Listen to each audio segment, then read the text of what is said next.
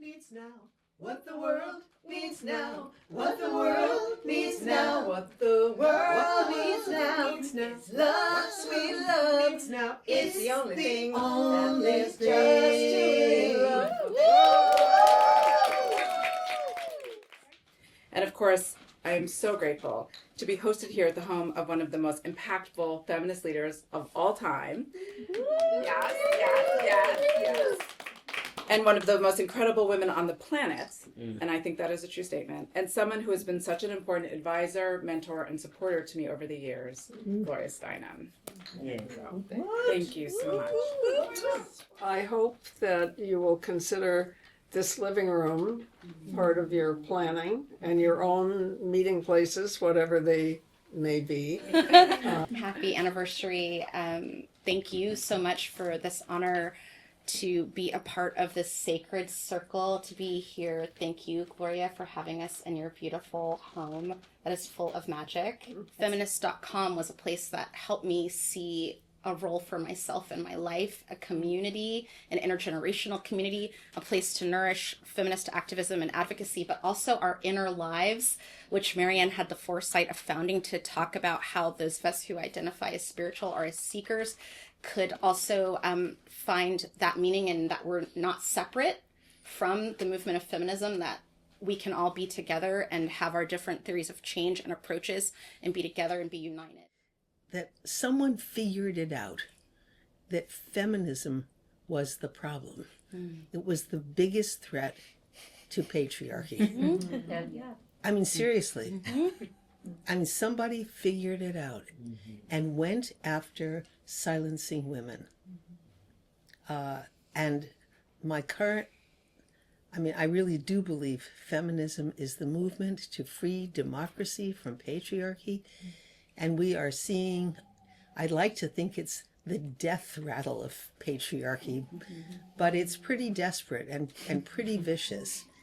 And so above all, it's after feminism. So I want to say that.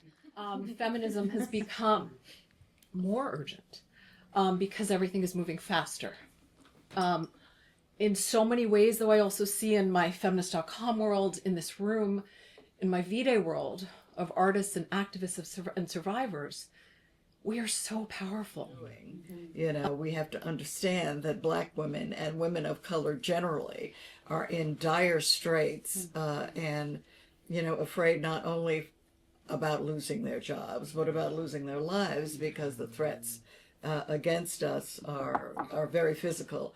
And so, you know, that's what I say, feminism, but it's got to have a wider lens. This time around, it really has to be an inclusive lens, you know, and you really have to know, you know, that the biggest target is a woman of color. You know, I don't care what color.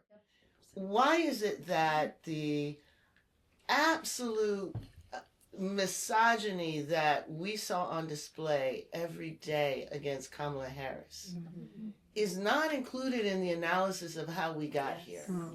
Why is it that every conversation about how we got here is about how we're not paying attention to working class men? We're not paying attention to working class. I'm sorry. Last time I checked, Black women were disproportionately working class. Yes. So make this make sense to me. Why is this not the story? So everything that we're experiencing now is a consequence of what I call intersectional failure. This did not have to happen, and it happened. That's why I want to hold on to feminism. And I think I just want to underscore that the reason we have pushback is because we have made progress. So all I want to say is feminism is needed more now than ever because of the values we bring to the work and the world that we serve. We build communities, we lead with empathy, we do things in collaboration like this room, and that's what the world needs. And I think being in rooms like this can feel very, very strong and powerful. Well, I think a lot of what we need to do is symbolized by what we're doing. I mean, we only experience real empathy when we are flooded with oxytocin, I believe. It's what happens when we are together. And it's crucial that we are together in the most diverse ways possible, because otherwise oxytocin is not unifying in the way that it should be. Because we may have computers and, iPhones and all of that, but they don't generate oxytocin. They don't allow us to really empathize and experience what everybody else is experiencing. Because this really it isn't that our computers and our books and our writing are not important, but this is more powerful. Yeah. So for me, owning the power that we have actually arrived at a place, and then working from the space of understanding that all revolutions, when you win, you have to both be honest to your own values, and there will be many threats from within, and to understand counter-revolutionaries are just waiting to pounce. Feminists of all genders, and for me, I don't actually make it about women. For me, feminism has nothing to do with what's between our legs and everything to do with what's between our ears. And I am so excited to have more people join us in that movement. And I think in this moment where we're seeing extreme polarization and we're seeing extremism and echo chambers and just division overall, the ability of bipartisan women senators get in a room and they try and talk about their common ground. And that is something that feels so unique to the ability of women to try and think about how can we build collective power, but also work across all of this division that's here right now in such an extreme way that I think my generation is feeling immensely. And I think that feminism and empowering women to transcend to higher positions of power, whether that's in corporate or electoral or in any sort of shape. So I'm of a generation that has less rights than my mother. My grandmother fought for that, and that's a huge component. We're also existing at a time where our very existence in public life is being erased, and in some parts of the world is erased. And frankly, none of our work really matters if we don't have a livable planet in the future. We can only have bodily autonomy and a livable planet. So while our movement must be intergenerational, it must be intersectional, which we know, and definitely international, it actually has to be built off this idea of mutual flourishing and all of our practices. So I keep thinking about radical inclusivity. Who should we be part of every discussion in every room? And if they can't make it to the room, how do you just text them? I'm working on a documentary right now, and I spent several days just talking to MAGA moms and liberal moms, and everybody was the same. They were just tired and lonely and exhausted and judged. They didn't talk about policy. They talked about how they felt, and that nobody was carrying them. Nobody was seeing them.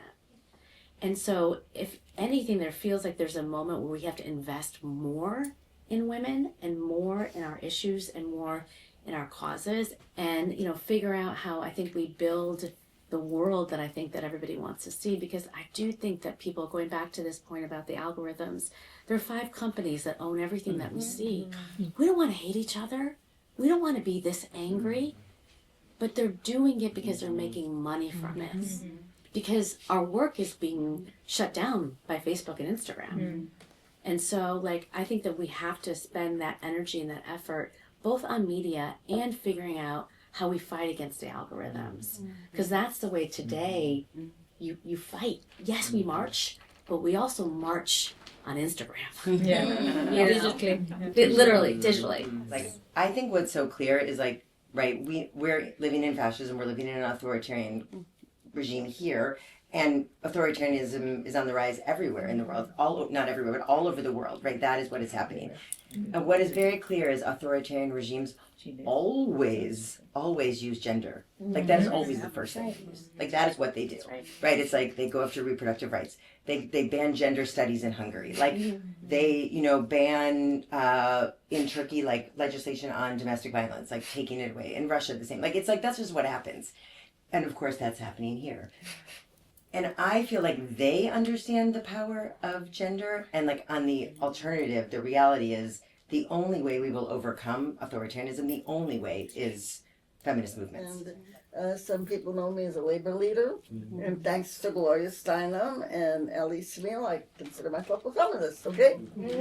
Everything that's going on around us right now, that we're in a precarious moment, you might say, in our country, and all of us are working very hard to save democracy, etc. But then we really, I guess we've got to keep our eye on the prize, which is again to make sure that we have a feminist future, and as Ellie Simil says, you know, the future has to be feminist, okay? And feminists have to lead the fight for the future of our country. And so I think that's something that we all know. Like, my family's from Iran, and the Women Life Freedom movement of a couple of years ago continues in forms of daily resistance, and mostly led by young women, but it really was and has been very intergenerational, people of all genders, across religious secular divides, which has been incredible to see. And I would say that most people on the ground aren't saying that they're here for, like, that this is a feminist movement. Yeah. But it is in so many ways a feminist movement. Fundamentally, we're talking about the same stuff, and we're dealing with the same, you know, structures of authoritarianism, and so how do we connect across that, even if we're not, despite whether or not feminism is used as the term, but that again the values underpinning the work are so similar. So that made me think about a conversation that I just had with my daughter, who's a new mom, and she said to me, like, "Mom, didn't you ever want to be home with us?" When we were little. Her and her brother. I said, "Well, you have to understand, Natalie, I didn't want to let the boys run the world." But so I think we need feminism, because the boys are still running the world, running it into the ground, and the violence in which they run the world. So, and a world that meets human needs, which is ultimately what we care about. So, and I think one of the biggest challenges today is reaching people, because we can't be in community if we are isolated. And we are very much isolated thanks to computers and social media, which tend to reinforce our existing beliefs. I think all the time about how we, I don't know if I can say get back to where we were, because I don't think we'll ever get back to where we were with the 3 networks giving everybody the news that everybody trusted. I don't think that we're going back to that, but we can get to something. I always tell women, use media as a tool or be used as a tool of the media. Oh, I think that women are too good at being good. And we need to normalize being good at being bad. You know, there's some corrupt code in the program, and we need to know how to pull it out and rewrite it. Intersectionality as a lesbian, as a woman of color, as a descendant of immigrants, it is much more than a concept. It's not a theoretical concept for me. The patriarchy sees women and nature as things to be controlled. Right? Yeah. And the impacts are the disproportionate impacts of that on women around the world, particularly in the global south, but here too, need to be part of, you know, feminist thought and feminist fights. Yes, I think we made incredible strides. I think we won the fight. But if we're not winning boys and men, it's, you know, it's an empirical. It doesn't mean anything. So we need to be with the moms. We need to be with the churches. We need to go to those places. And like you say, I mean, we have to fight against algorithms like never before. And I'm not exactly sure how we're going to do it. One thing that I remember bringing all women together was reproductive rights. And I think that is something that really, that is one of the first things that the patriarchy really tried to put a wedge in there. And they achieved it. And they achieved it through religion and through separation and through condemnation. And I think if we were able to come back together with reproductive rights. Yes, we can have the values. Yes, we can have analysis, but if we don't have a word that captures all of it, if we don't have something that allows us to hail each other, to know what the project is, all that energy can easily be dissipated, which is what we're seeing now. So when our young folk refuse to identify, I realize that a number has been played on them, and that they've been robbed of our legacy, and we've been robbed of what we've made possible. If I was going to say anything, I would say I would just ask within feminist spaces that we bring more forgiveness and grace, because I feel like there's a lot of division and tensions, and a lot of people who in spaces that were designed for sharing and speaking truths, there's a lot of silencing going on, and so that we just give people a little bit of room to maybe say a wrong thing, but to kind of tell them why it's wrong and bring them along. Yeah. The gift of this sacred, cozy, beautifully designed space and all of the heart that went into it is really important to us in Feminist.com. And thank you for 30 years of this space, from the birth of Feminist.com, but also to bringing us together, because it's really radical that we are taking up space together and all of the different diversity that we bring to this space.